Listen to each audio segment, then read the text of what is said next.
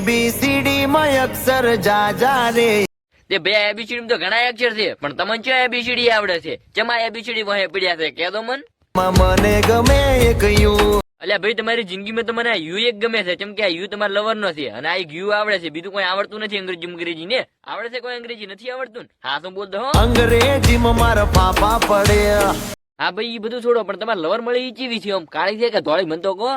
કોહિનૂર જેવું રૂપ તમારું ઓહો તો ભાઈને કિસ્મત ના તાળા ખુલી ગયા છે એમ ને બોલો આગળ.